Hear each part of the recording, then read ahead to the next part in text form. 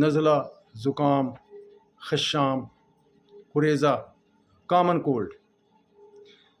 زکام ایک عام ہونے والی متعدی بیماری ہے جو ہر ملک، ہر عمر اور ہر آب و ہوا میں ہوتی ہے۔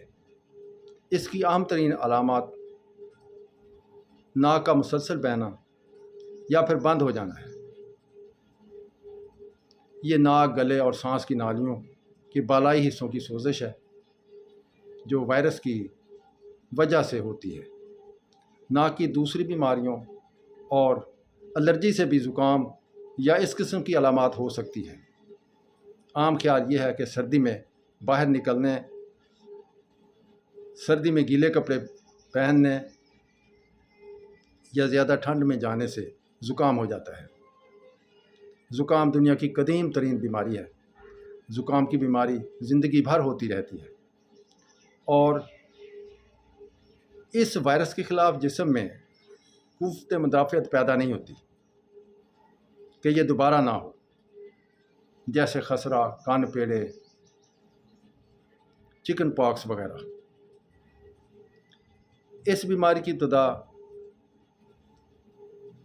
گلے میں خراش، ناک میں سوزش سے ہوتی ہے، پھر ناک بہنے لگتی ہے، چھینکیں آتی ہیں، خشک کھانسی، ناک میں بہنے والے پانی کے ساتھ آنکھوں میں بھی سرخی اور نمی رہتی ہے، جسم میں دردیں ہوتی ہیں، بھوک اڑ جاتی ہے، گلے اور ناک کا ورم کانوں اور سینوسس کو متاثر کر کے ان میں سوزش پیدا کر دیتا ہے۔ جسمانی علامات زیادہ نہیں ہوتی۔ زکام سے بچاؤ کا کوئی طریقہ موجود نہیں، البتہ زکام سے بچنے اور علاج کے لیے وٹامن سی کو شہرت حاصل ہے۔ موسم سرما میں سنترے کا جوس گرم کر کے پینے سے زکام ٹھیک ہو جاتا ہے۔ اسے باقاعدہ پینے والوں کو زکام نہیں ہوتا۔ زکام سے بچاؤ کے لیے طبیب اعظم نبی کریم صلی اللہ علیہ وسلم نے زبردست ترکیب عطا فرمائی ہے۔ حضرت ابو ہریرہ روایت کرتے ہیں کہ آپ نے ارشاد فرمایا، غسل کرنے کے بعد، حمام سے نکلنے کے بعد اپنے دونوں پیروں کو ٹھنڈے پانی سے دھونا زکام میں محفوظ رکھتا ہے۔ مچھلی کے تیل کو زکام کے بچاؤ میں بڑی اہمیت حاصل رہی ہے۔ زکام چونکہ ایک عام بیماری ہے، اس لیے لوگ اس کے علاج میں کافی محنت کرتے آئے ہیں۔ یہ گھریلو نسخے مفید ہیں۔ گرم ریت میں چنے بھون کر ان کی بھاپ لی جائے۔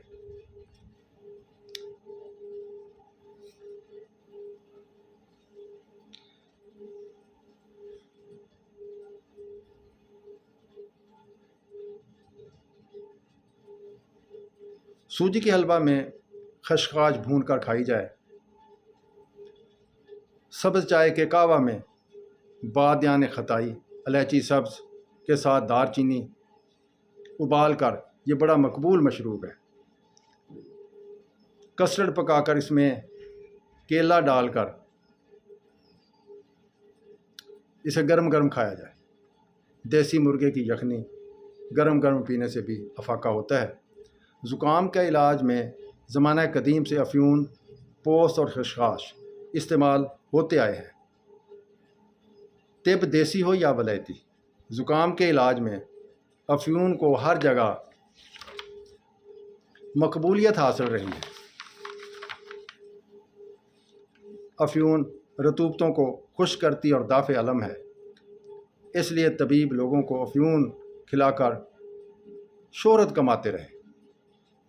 ایلوپیتھک طریقہ علاج میں اینٹی الرجک ادویات، اینٹی کولڈ ٹیبلٹ علامات کم کر کے مریض کی اذیت کم کرنے میں مددگار رہی ہیں۔ الرجی کے عنوان سے ملنے والی تمام اینٹی ہسٹامائن ادویات زکام کے علاج میں استعمال ہوتی ہیں۔ کھانسی کے تمام شربت الرجی کو روکنے والی ادویات سے بنتے ہیں، اس لیے کھانسی کا ہر شربت زکام میں دیا جاتا ہے۔ اتباع قدیم نے زکام کو نزلہ گرم اور نزلہ سرد قسموں میں بیان کیا ہے۔ نزلہ گرم میں آنکھیں اور رخسار سرخ ہو جاتے ہیں، خارج ہونے والی رطوبت گاڑھی اور تیز ہوتی ہے، ناک، گلا اور سینہ میں جلن محسوس ہوتی ہے۔ نزلہ سرد میں جسم سرد ہوتا ہے، گرمی اور سوزش نہیں ہوتے۔ بہنے والا مادہ کبھی گاڑھا اور کبھی پتلا ہوتا ہے، لیکن اس میں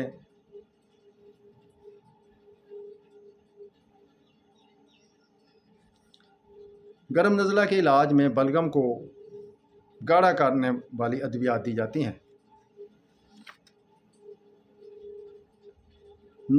تریاک نزلہ ایک مفید دوائی ہے۔ اس کے علاوہ خمیر خشخاش، لوک سپستان مشہور ادویات ہیں۔ مغزیات میں بادام، چلغوزہ، چاروں مغز زیادہ پسندیدہ ہیں۔ احادیث نبوی کی روشنی میں دیکھیں تو آپ نے ارشاد فرمایا، تمہارے لیے مرزن جوش موجود ہے۔ یہ زکام کی بڑی مؤثر دوائی ہے۔ محدثین نے بیان کیا ہے کہ مرزن جوش کی پودے کے پتے سونگھنے سے بھی ناک میں جمع ہوا نزلہ نکل جاتا ہے۔ یہ ناک کی جھلیوں کا ورم بھی دور کر دیتا ہے۔ اس کے پتوں کو پانی میں پکا کر یہ جو شاندار شہد میں ملا کر پلایا جائے تو کھانسی اور زکام ختم ہو جاتے ہیں۔ 1 چمچہ کلونجی پیس کر اس میں 12 چمچ روغن زیتون ملا کر 5 منٹ تک ابالیں۔ اس طرح کلونجی کا اثر تیل میں آ جائے گا۔ اسے چھان لیا جائے۔ اس تیل کے 2 سے 4 قطرے ناک میں دونوں طرف صبح شام ڈراپر سے ٹپکائیں۔ مہندی کے پتے پانی میں ابال کر چھان لیں۔ اس پانی سے صبح شام غرارے کرنا گلے کی تکلیف کو فوری آرام دیتا ہے۔